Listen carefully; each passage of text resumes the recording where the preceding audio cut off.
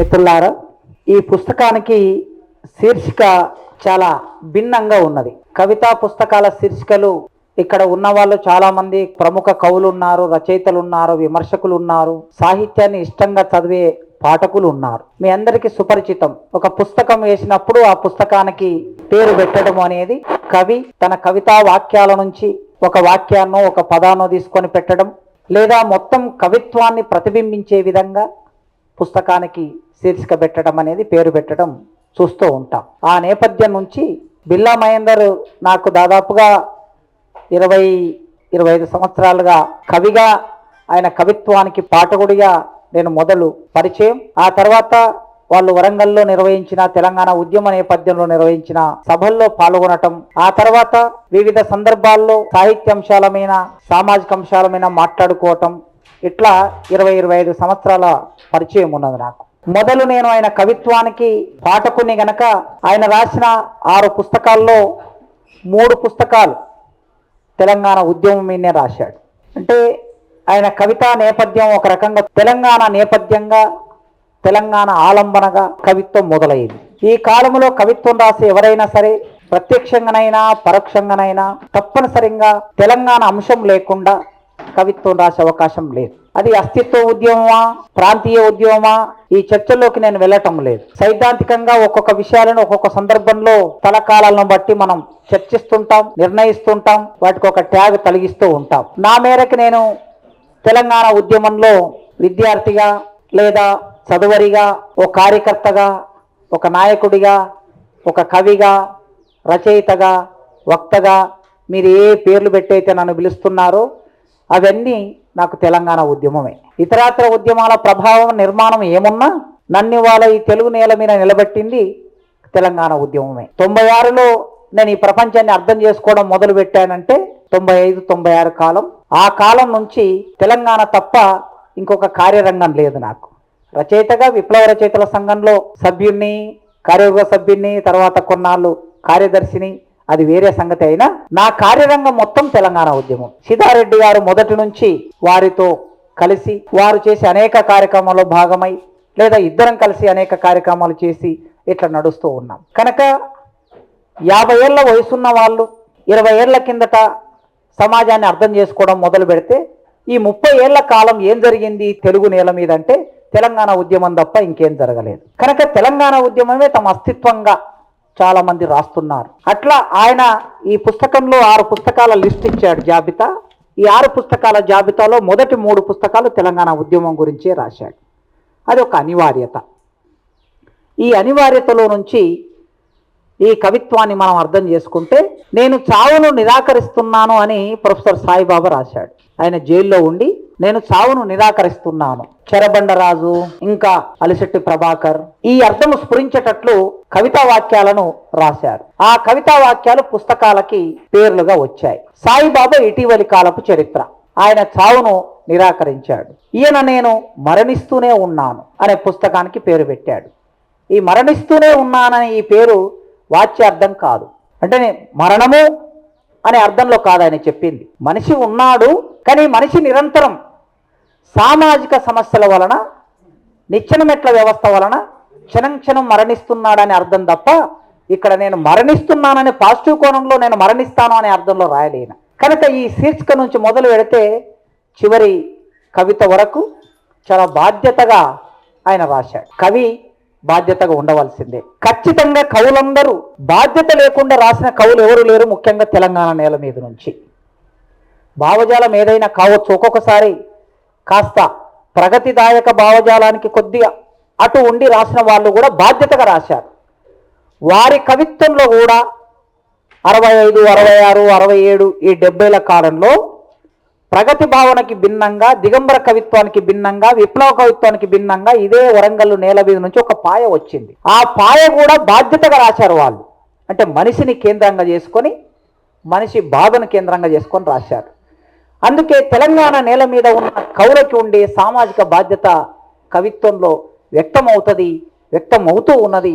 ఆ క్రమాన్ని మహేందర్ కొనసాగించాడు. ఈ కొనసాగించే క్రమం 4 సంవత్సరాల కవిత్వం ఆయన ఇందులో 2020 ప్రారంభం నుంచి 24 చివరి వరకు ఒక 2 నెలల 3 నెలల వరకు ముందు రాసిన కవితను కూడా ఇందులో వేశాడు. ఇటీవలి కాలంలో ఆయన ఎంత ప్రాసంగికంగా రాస్తాడు అని అంటే, హైదరాబాద్కి ఒక 20 కిలోమీటర్ల దూరంలో మహేశ్వరం మండలంలో ఒక స్కూల్ హెడ్ మాస్టర్ని, దళితుడైన ఒక స్కూల్ హెడ్ మాస్టర్ని అయ్యప్ప స్వామి భక్తులు వచ్చి ఆ హెడ్ మాస్టర్ చేత ఆ స్కూల్లో అయ్యప్ప మాల వేసిన తన విద్యార్థి కాళ్ళు మొక్కించే లేదా క్షమాపణ చెప్పించే ఆ సంఘటన ఒకటి డిసెంబర్లో జరిగింది. ఆ డిసెంబర్లో జరిగే ఆ సంఘటన వరకు ఈ పుస్తకంలో భాగం చేశాడు. అంత ప్రాసంగికంగా సమాజంలో జరిగే ప్రతి చలనానికి స్పందిస్తూ కవిత్వం రాస్తూ ఉన్నాడు. ఈ 4 ఏళ్ల కాలాన్ని మనం ఒక్కసారి దృష్టిలో పెట్టుకొని చూస్తే, ఒక రకంగా మొత్తం భారతదేశమే 10 సంవత్సరాల కాలం, 10-12 సంవత్సరాల కాలం నుంచి పురిటి నొప్పుల్ని అనుభవిస్తూ ఉన్నది, వేదన పడుతూ ఉన్నది, సంఘర్షణ పడుతూ ఉన్నది, అసమ్మతి ప్రకటిస్తూ ఉన్నది, ప్రజాస్వామ్యాన్ని కోరుకుంటుంది, రాజ్యాంగం రక్షించబడాలని ఆశపడుతూ ఉన్నది ఈ దేశమంతా. దేశమంతా అనే అర్థంలో మీరు ప్రశ్న వేయొచ్చు, దేశమంతా మరి ఇంత బాధపడితే 3-4 జిల్లాల్లో జరిగిన ఎమ్మెల్సీ ఎన్నికల్లో ఆ రిజల్ట్ అట్లెందుకు వస్తుంది అని ఎవరైనా నన్ను ప్రశ్న వేయవచ్చు. ఎన్నికలు వేరు, భావన వేరు, ఓట్లు వేరు, మనిషి ఆలోచన విధానం వేరు. కనుక భారతదేశం అంతా ప్రజాస్వామ్యం ఉండాలని కోరుకుంటారు ఎవరైనా. ఆ ఓటు వేసిన మనిషి కూడా ప్రజాస్వామ్యం వద్దు అని ఎవరు అనుకోరు. ఓటు వేయడానికి అనేక కారణాలు ఉండొచ్చు, భ్రమలు ఉండొచ్చు. ఆ భ్రమల్ని బద్దలు కొట్టే ఒకానొక వ్యవస్థ, ప్రత్యామ్నాయ వ్యవస్థ ఉండకపోవచ్చు, లేదా మన ప్రచారం అంతగా ఉండకపోవచ్చు. అందుకే ఈ మొత్తం దేశంలో జరుగుతున్న పరిణామాలన్నిటినీ జాగ్రత్తగా గమనిస్తున్న కవి ఏం చేయగలడు, కవులు ఏం చేస్తారో కూడా ఒక కవిత రాశాడు ఇందులో. చాలా వివరంగా శ్రీరామ్ గారు మాట్లాడతారు చివర, ఎందుకంటే ఆయన పుస్తక సమీక్షకుడు. మొత్తం నేనే మాట్లాడేస్తే అప్పుడు సమీక్షకుడిని పాత్ర తక్కువ అయిపోతుంది కనుక సమీక్షకుడి పాత్ర సమీక్షకుడు చేయవలసింది. ఇది ఒక సమస్య దేశమంతా ఉన్నప్పుడు కవి ఏం చేస్తాడు, ఒక కవితా వాక్యాన్ని రాజేస్తాడు. పువ్వుల గురించి రాస్తాడు, చందమామ గురించి రాస్తాడు, సంధ్యా సమయాల గురించి రాస్తాడు. అంత మాత్రమేనా? కవి బాధ్యత అంత మాత్రమే కాదు అని కూడా చెప్పాడు. రాసే కింద బ్రాకెట్లో కొద్దిమంది కవులు మాత్రమే అని కూడా పెట్టాడు ఆయన. అంటే కొద్దిమంది కవులు కేవలం ప్రియురాలి ప్రేమ, ప్రియురాలి పెదవులు, ప్రియురాలి గోళ్ళు వేళ్ళు, వీటి గురించి రాసే వాళ్ళు ఉంటారు, అప్పుడు ఉన్నారు, ఇప్పుడు ఉన్నారు 1000 ఏళ్ల తెలుగు సాహిత్యంలో. అందరూ అలా కాదు అని చెప్పడం కోసం బ్రాకెట్లో మాట పెట్టాడు. అంటే సామాజిక బాధ్యతతో ఉంటారు అని. ఇది ఒకటైతే, రెండో సంక్షోభం ఏంది, దేశాన్ని ఒక రకంగా ఐడియాలజికల్గా కొందరు మాట్లాడుతూ ఉన్నాం, ఈ దేశంలోకి ఫాసిజం వచ్చింది అని. ఫాసిజం సమయంలో, ఈ దేశంలోకి ఫాసిజం ప్రవేశించిన సమయంలో కవి తన కవిత్వాన్ని రాజేశాడు. ఫాసిజం అంటే నిజంగా ఫాసిజం వచ్చిందా రాలేదా అనే చర్చలు కూడా జరుగుతున్నాయి.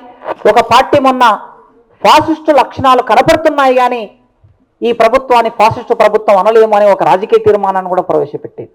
అందుకే సంశయం కూడా రావచ్చు.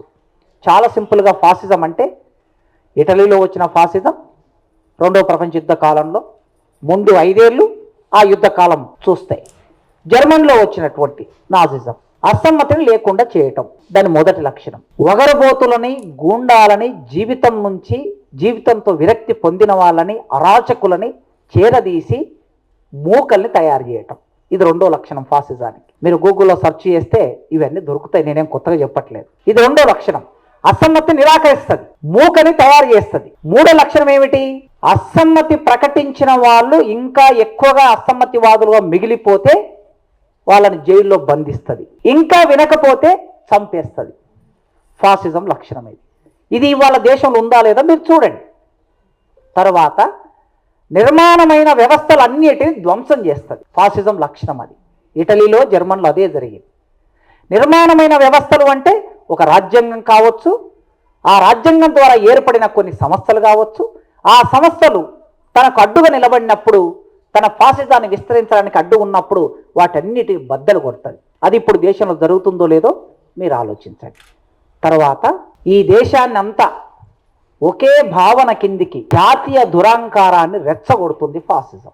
ఇటలీలో వచ్చినటువంటి ముసోలిని అయినా, జర్మనీలో వచ్చినటువంటి హిట్లర్ అయినా మొట్టమొదటి వాళ్ళు ఎంపిక చేసుకున్నది జాతీయ భావాన్ని రెచ్చగొట్టడం. మనం తప్ప ఈ ప్రపంచంలో మించిన గొప్ప వాళ్ళు ఎవరూ లేరు, మనల్ని మించిన గొప్ప వాళ్ళు ఎవరూ లేరు, ఈ ప్రపంచాన్ని పరిపాలించగలిగిన సత్తా మనకే ఉంది అని జాతీయ భావాన్ని రెచ్చగొట్టడం.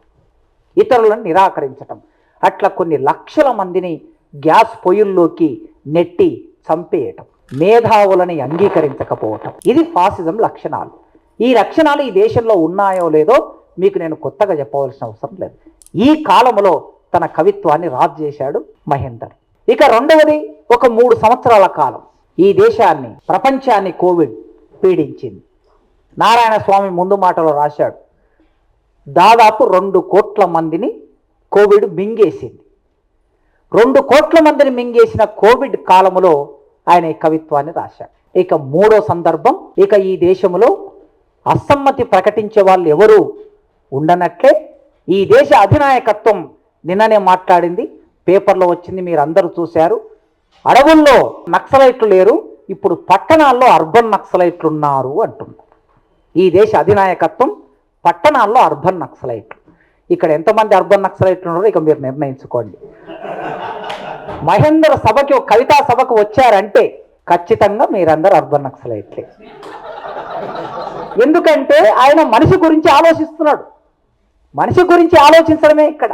ఓకే, ఒక క్రైస్తవ మతాన్ని ప్రచారం చేసే మనిషి ఆ ఛత్తీస్గఢ్లో ఉంటే, ఆయనే మావోయిస్టు కాదు, మార్క్సిస్టు కూడా కాదు, క్రైస్తవ మతాన్ని ప్రచారం చేసే స్టాన్ స్వామి 80 ఏళ్ళు దాటిన మనిషి అర్బన్ నక్సలైట్ అయిపోయి జైల్లో పడేసి జైల్లోనే చనిపోయాడు. ఆయనకు మావోయిస్టులతో ఏకీభావం లేదు, సాయుధ పోరాటంతో ఏకీభావం లేదు, మనిషి గురించి ఆలోచించాడంతే. ఈ మనుషులు ఎందుకు చంపుతున్నారా అని అడిగాడు, ఎందుకు జైల్లో పెడుతున్నారని అడిగాడు, అంతే. అందుకోసం ఇట్లాంటి ఒకానొక సందర్భంలో అడవులలో ఉన్న వాళ్ళందరినీ చంపేస్తాము, 26 మార్చి వరకు ఇంకెవరు మిగలరు అని చెబుతూ గ్రీన్ అంటూ పేరు మీద ఒక యుద్ధం కొనసాగుతున్న సందర్భం ఇది 3వ సందర్భం. ఈ 3 సందర్భాలు ఈ 4 ఏళ్ళలో మనం చూస్తాం. ఈ కవిత్వంలో ఈ 3 సందర్భాలు ఉంటాయి. ఒకసారి ధ్వనిగా, ఒకసారి వాచ్యంగా, ఒకసారి వ్యంగ్యంగా కవి గనక వివిధ సందర్భాల్లో ప్రకటిస్తాడు. కవి మౌనంగానే ఉండవచ్చు. భూమి చలనంలో ఉంటుంది, కానీ భూమికి ఒక స్వప్నం ఉంటుంది అన్నాడు ఒక 40 ఏళ్ల కిందట సిద్ధారెడ్డి గారు. భూమికి ఒక స్వప్నం ఉంటుంది. ఆ భూమి స్వప్నం రైతు కావచ్చు, ఆ భూమి స్వప్నం కూలి కావచ్చు, ఆ భూమి స్వప్నం గింజలన్నిటినీ దొరల గడిల్లో నింపుతున్న పేదలు కావచ్చు. తిరిగి మళ్ళీ దొర గడి ముందు నిలబడి ఇంత అమ్మలు కాసుకుంటామయ్యా, ఇన్ని గింజలు పెట్టు అని అడిగే ఆ ఆకలితో అలమటించే వాళ్ళు కావచ్చు. కనుక భూమి స్వప్నం అంటే అది నేరుగా భూమిగానే కళ మాత్రమే కావాల్సిన అవసరం లేదు. భూమి చుట్టూ నిర్మాణమైన ఒక జీవితం ఉంటుంది, ఆ జీవితానికి ఒక స్వప్నం ఉంటుంది అన్నాడు. ఓకే, అదే కవి గోడకు మౌనంగా వేలాడుతుంది, మౌనంగా వేలాడుతుంది. ఏం వేలాడుతుంది? తుపాకీ మౌనంగానే వేలాడుతుంది, కానీ ట్రిగ్గర్ మీద ఆ చూపుడు వేలు పెట్టినప్పుడు అది పేలుతుంది.